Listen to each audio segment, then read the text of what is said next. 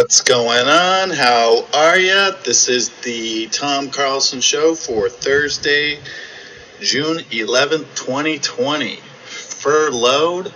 More like fur blown. Did I lose my job? Yes. Did I ask myself, what am I going to do yesterday? Yes. Have I ever had one good thing last in my life? No. Am I going to bring the energy? Yes. Are we going to let this dampen our spirits? No. Brody Stevens, everybody. Damn, we could sure use that guy today. Go look him up. He would have solved this whole thing by now. So yeah, your boy is out of work. So on Tuesday, for those of you who don't know, the way I actually have an apartment is because I have a regular job, a corporate job in the construction industry, and in New York, and I started that in January, and great company, but as a result of the COVID situation and some of the chaos the current events have had on the city, a lot of major companies, retail giants, are going to wait and see what things do. So with the construction company, you don't have any money in the construction company. It's not a bank. So basically you get work and you pay your employees through, let's say, like Levi's, which I was doing, by billing them for each month of work done. So the company held on as long as they possibly could, and they did a great job from a leadership perspective. Like I've just been working from home on my one project, waiting for things to get going, and they got to the point where in order to, keep the company afloat, they had to furlough rather, several of their employees. And since I'm the new guy on the block, here we are.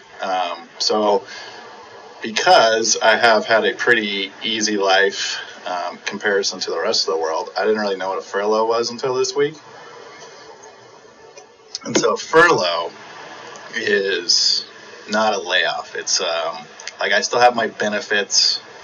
They send you this thing, a document or whatever, where my furlough is supposed to go to July 31st, which is a long fucking time, 2 months. And basically I can't do anything with work because of compliance with taxes and everything. But they're supposed to be communicating with me and see if they can get me back on sooner than later, because who's kidding who? I have a banging apartment, but this thing is not cheap. So I'll be all right. I think being in New York is probably the best place in the world not to have a job, because people are always hiring for stuff. And the comedy gods definitely smiled upon me, because now I get to do this thing at 3:50 during the day, and hopefully I can give you guys some more energy and not be fucking fried from doing work and trying to do this. So what I'm hopefully going to do is make some actual cool videos. I'm going to see if I can connect with a couple people that I know of in the comedy world that are much funnier than me, but I have a video camera, so I'm going to see if I can help some people out, do some sketches or things like that. So I think, I've had a really crazy life in general with things not working out the way they're supposed to, but I think now they're working out exactly how they're supposed to. So don't feel sorry for me. I don't have to deal with all the bullshit I was going to have to deal with at work and be stressed out like I was. So I will keep cutting my own hair. As you can see, last night I started getting curious with how short I could go on the sides, and man, I fucking got rid of most of the hair there. So but I'll keep the back flowing, and I've never had that kind of mullet situation, so I'll let that go. And yeah, so that's what's going on with me. What did I do when I found out the news? Did I sulk? No. I fucking started doing my laundry yesterday. I washed all my clothes, washed my sheets. I went on a run for the first time in like 3 weeks. Barely did over a mile, which is embarrassing because like 3 weeks ago I was able to do 5. And so, I don't know. I guess maybe I'm just used to getting disappointed. So I kind of know what to do. Today I did another run, 1.6, still terrible. Did I smoke a cigarette after I learned I was getting furloughed? Yes. Do I like smoking cigarettes? Debatable, but I can't smoke a lot of them. So I got one. I smoked it. Reminded me of being in the Philippines with as humid as it is here, which I guess I'll tell that story. So I got sober in, let's see, what's my date? 4/21/18. And so that first year, after you stop fucking around and living in the chaos of drugs and alcohol, it's a totally weird, foreign world. It's very alien. Like, I was afraid to go to the gas station just because I'd be like, oh, my body's going to take over. I'm just going to run out with 30 rack. So it's very weird. You can't trust your instincts because your instincts are all fucked up from 15 years of doing the wrong thing. So you really have to live in this bubble of structure and safety. And so I did that for a year, and I was kind of getting to the point where I wanted to kind of be my own person, not just be this sobriety guy. Not that there's anything wrong with that. Those people help people, but it's just not where I want to hang out. I want to move on. So I think it must have been February of 2019. I got a ticket to go to Asia by myself for $500 there and back. For those wanting to do that, I used cheapo air. So I flew China Eastern over there, and I was in. This is the shitty part, though. You're not going to get nice Emirates style seating. I'm 6'1". I'm in the middle section of the huge plane, and I'm one seat in. So with my backpack under the chair in front of me. So I was just scrunched up, about to have a blood clot, the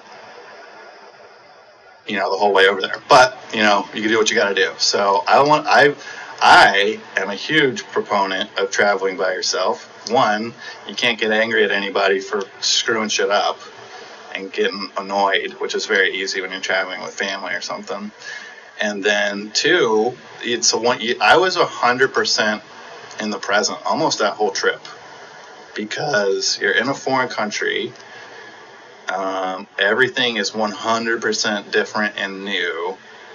And on that trip, my fear going in was what if I have a drink or whatever, no one is going to know. How hard is that going to be for me not to do? And it wasn't even an issue. So that was the first time I had some confidence in myself that I could actually, do this thing and not succumb to the disease. And the Philippines, I went to the Philippines for 6 days. I went to Singapore for about 3 days, and I went to Bali for 6 days. And I like them in that order. Philippines, easy, number one. People are the nicest foreign people I've ever met in my life. They're incredibly poor, but I was down in these little fishing villages, and everyone just lives in shacks, but since they're far enough away from the city, they all kind of have their own little farms and stuff, and they're right on the ocean for fish. So everyone does their work, kids go to school, and then everyone just comes back to the market at the end of the day till 9 or 10. That's as late as people were staying out there because it's all families. But everyone was so happy and content, and so it really made me think wow, all these people in America with fucking Honda Civics, and they're in much worse mental states. So perspective will go a long ways in that. It's been humid as shit here in New York, which also reminded me of that trip. I actually like it because it's taking care of my skin. I lived in a desert for 20 years of my life, and so I was probably pretty ashy before I came here. But I'm not. You can't. There's no lines you can draw on my skin right now. So with that, I wanted to say a couple things regarding the show.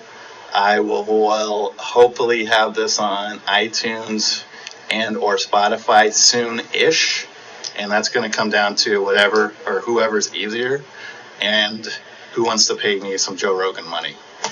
So if you didn't know, I think Joe Rogan went over to Spotify for $100 million. So, I mean, somebody get this to him, and I'll work for just $1 million. But I am aware of the fact that, I don't really have a studio right now. And without some additional help, it's fucking way too much work to be doing the camera and everything. So I'd like to think of this show as more of an audio thing at this point. Maybe once we get rolling and I can figure out some more of the tech stuff, I can do more videos because it's a lot more usable for the audience if I can show them what I'm talking about. So we'll see where it goes, but I am working on getting it on iTunes, Spotify, so you can just listen while you're fucking washing your dishes. I did write this down. I saw on June 9th, which just happens to be 6-9, that was National Sex Day. And I am so against all these fucking... It's International Pancake Day. It's International String Your Fucking Leg Up on a Tree Day. But the geniuses who live in the 69 world of the joke, I mean, you don't have to be a genius to do the, sex-wise. Doesn't take a whole lot of brain to figure out that is also awesome. But any kind of public reminder of people just being goofy and dumbasses is getting the 69 into pop culture. So for all those football players wearing 69, shout out to you guys. And, at a time where this country is so divided, I beg one person to disagree with me that 69 can unite us, both comedically and sexually. Let's see. Oh, yeah. So I thought nothing more could take people's minds off of what's going on right now than some good little kid stories. How creepy is that? But I found this one from 2005. This is on the New York Times, okay? The title is, "You're 5 years old. Wow, child is stopped on highway headed for California." This is the shit I fucking dreamed of as a kid. I ran away from my house several times to build a fort and live in the park, but I never fucking drove a car. So let's see where this goes. The boy was traveling to California to buy a Lamborghini, the Utah Highway Patrol said. This kid is going to be so successful. He's 5 years old and he's already planning on getting a Lambo. The driver of the SUV swerved on the freeway at about 32 miles per hour. So he's on the freeway at 30 when a trooper from a Utah Highway Patrol spotted and pulled him over. I'm going to go out on a limb and saying that since this guy's in Utah, he's white, so we probably won't have any of those issues. The trooper could not see a head above the seat's headrest and thought the driver might have been impaired. But when he approached the driver's side window on Monday, the trooper was surprised by what he saw. A young boy wearing a Utah Royals soccer hoodie. You're 5 years old? Wow. Fucking lame cop. Wow, you're so cool, kid. Let's not ever, hurt your feelings. You shouldn't be doing that, you asshole. The boy was not identified, go figure, had managed to drive about 2 to 3 miles from his home in the southbound lane in Ogden, a city about 38 miles north of Salt Lake City. And I bet he was probably Mormon. But he'd find a Lambo? Maybe not. I don't think I know of any Mormons rocking Lambos. I think the car itself is too sexy for that religion. Like the trooper, how did the boy manage to get so far without injury or damage? Where was he trying to go? Blah, blah, blah, blah, blah. It absolutely was not what I was expecting when I saw the driver. Really? Okay. The boy gave short one-word answers and was on the verge of tears during a stop. Oh, man. The boy explained that he left home after an argument with his mother, dude. Oh, I know this kid. This kid is me.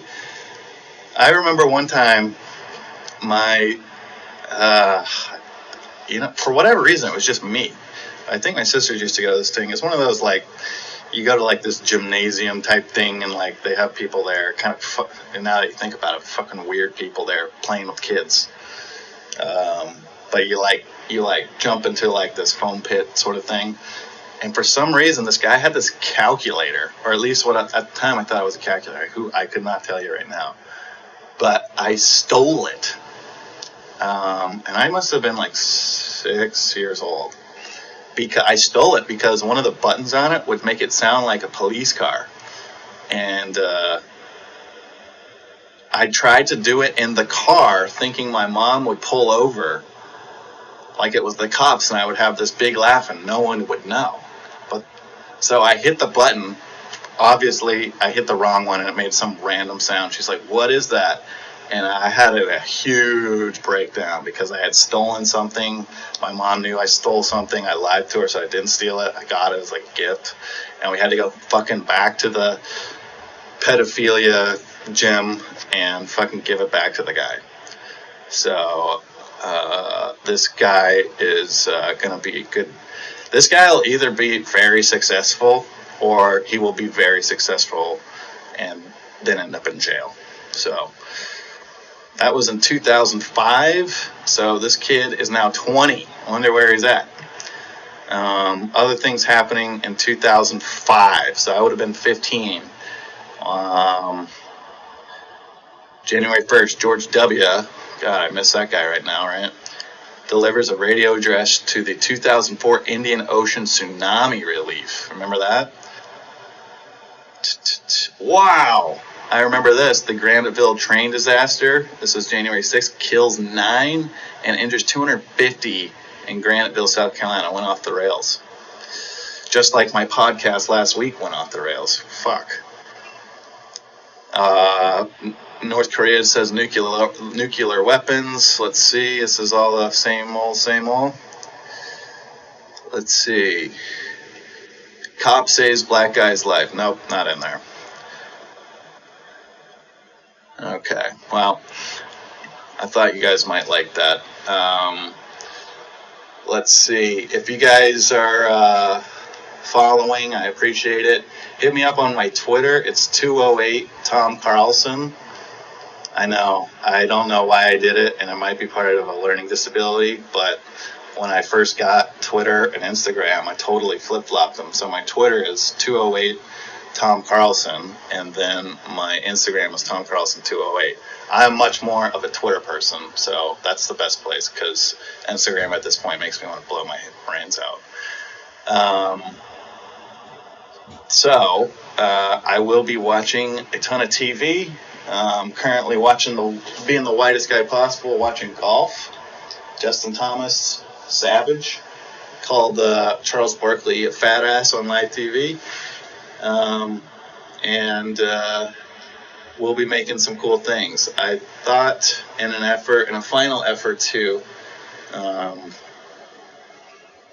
unite the United States, because, who else is going to do it, that I would describe without looking at a map how I see Europe and my reaction to like the people from those countries. And you gotta, if you're from Europe or you're like worldly, give me a break.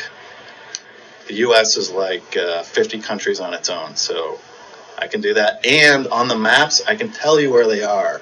I'm very good with maps, but I could not tell you much of the history or languages for most of them. So let's start with the French.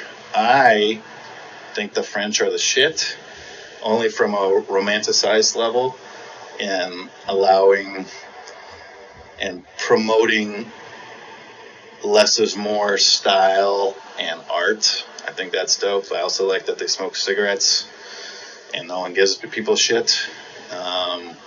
With everything that's been going on, I remembered or was told in France, I don't know if they still have it, I don't think they do, but they have this thing called a passion crime.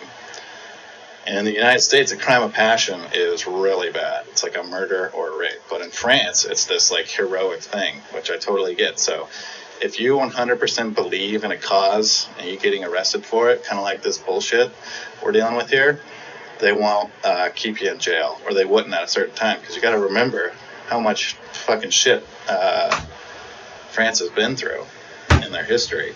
I do think they're cowards, and they try and use their art and style as a defense mechanism for being pussies. So I think I would love to live in Paris for a couple of years, but I don't no idea how to speak French, and I'm not planning on learning because I already got Spanish in here, and there's way more places to go with Spanish. So that's France. Spain, assholes. I went to Spain when I was like 15, and it was a fucking riot. It was cool. I like Spain. I think it's dope, but I do recognize the fact that they hate someone that looks like me. So when I was 15, I went there on this, somehow our fucking high school, our Spanish teacher organized this thing for Spanish students if you wanted to go to Spain. It was like $1,500 or something like that. And I got my parents, for some reason, paid for it. And so me and like two or three of my best friends, along with about 15 other people, we all went to Spain. And this is just when I started partying. Probably 15 years old, right? For the same time this little kid was driving on the freeway. And so we went to Madrid, and at least within the first 2 nights, I'm 15 years old. I look young now. When I was 15, I probably looked like I was fucking 10. But I had grown a little bit, and, people got to make their money. So we're rocking that badass American passport. No one's fucking with us. And we got to go in these sports bars, and I probably weighed about 120 pounds at the time. And it was during the NCAA National Basketball Tournament. And so me and my boys are in there getting fucking buckets of Corona at 15, fucking literally at one of the nights, starting chants for like Georgetown and North Carolina, because they're watching them too, because people put bets on shit. It's fun. There's nothing else going on over there. They got a soccer game about once a week, and then what else are you gonna watch? So it was awesome. At one point, one of my buddies who was over there, I won't mention who,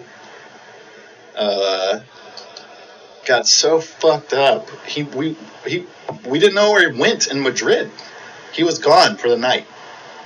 And it just so happened, we didn't know this, that his older sister was studying abroad, and she was in like college. And he fucking found her somehow, and like she brought him back the next morning before we had to take a bus like 6 hours somewhere. And I remember, I'll never forget it. He didn't even look like the same person. So I do like Spain. We went to Madrid. I don't know, I can't remember if it's Seville or Sevilla. And then we went a couple other places, and then we were down to the coast. And by the end of that trip, fucking people snitched and everything. just like fucking assholes would do today. The fucking people that are like, oh, do you want us to turn in our homework? Those fucking people snitched and got our teacher in trouble, got the chaperones in trouble, and over a couple years, I mean, that teacher got fired. So,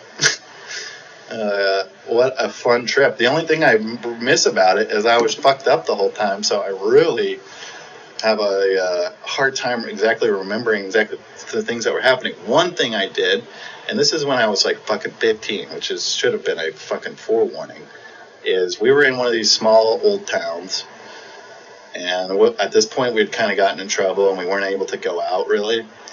And so this is back when they stocked mini bars better. I just ripped all the vodka out of the mini bars, drank it all that night, and then before we left, I just fucking filled it up and then put it back in the mini fridge, and we took off down to the coast. And so that's Spain. And then I gotta say, like, where I start getting Germany, I think is dope. I think Germans are the shit. Maybe a little too. Maybe they have a little too much jaw, but goddamn, I wish I had one of those. Probably like the most athletic white people, I'd say. Their soccer team is always full of like 6'4" giants. And then where I start getting in trouble with Europe is like the Netherlands. Where I don't know. It's like is it Belgium? Is it the Netherlands? What is that whole area? I understand Scandinavia. I don't really. That's where I'm from, Norway, Sweden. But Eastern Europe, I really don't know anything about other than like there's like gypsies and more street people. And then the UK. Please don't get fucking mad at me about how I talk about this area. I don't fucking know. I don't live there. You can call America fucking USA for all I care. But I don't like, I guess, let's see, I don't think I like anyone really from England. Not that they're not good people or stuff, but I can't fucking stand that. It's like the southern version of the English accent. It's just like, I'm not even going to do it. I cannot stand that sound. It makes me cringe. I will listen to like, some Scottish is okay. I can fuck with that. But Jesus, these British people, learn how to fucking talk. So I know that wasn't all of the countries. Let's see, Italy. Italy sounds cool. I think they're pretty full of themselves, and they've left, which resulted in how fucked over they got on the corona, them and Spain. And then, what else do we have over there? France, Spain, Portugal, is just going to call that Spain. UK, Germany, Netherlands, Belgium, that might be the same thing. Italy. And then, so I will probably be doing a whole lot more shows. Let me know what you guys want to watch, or rather listen to. What I've been watching recently, the best show I have seen in quite some time, and I've watched it twice now because there's just so much going on, is Baskets, which it had 4 seasons. It's on Hulu, which now, for me, is by far and away the best streaming service. Hulu, they figured out their fucking interface finally, and they have the best shows. One reason is because they have all the FX shows, which is what Baskets is. But it's Zach Galifianakis, and it is funny, but it's got a ton of like life and heart and sadness and stuff. And then Louis Anderson plays the mother like a champ. I think one of the reasons they didn't re-sign it is because, Louis C.K. is a fucking brilliant, producer, comedian, all that. But he has all that fucking baggage now of, jerking off in front of female comedians. And I think people just don't want to watch a show that he's connected with. So it kind of fucked over Zach. And, to me, I'll watch Louis C.K. stuff. I know, I mean, to me, he's pretty much paid his debt at this point. I mean, he's a father of 2 girls, and the world knows what he did. So that's no fun. You got to let someone work and provide. And hopefully he's learned. But I did read one of the comedians I follow, Louis Gomez, he said, if the cops were jerking off in front of female comedians, they would get defunded, and ain't that the truth? Think about that for a minute. So, everybody, Tom will be okay. I'll probably be kicking back for about a week or two, seeing where things fall, and then if I need to start over and do the whole job search thing again, I'll do it. But, silver lining is I get to do a lot more of this stuff, and hopefully I can make you guys laugh and get this thing really rolling. So appreciate you guys. Take care, and that's it. Bye-bye.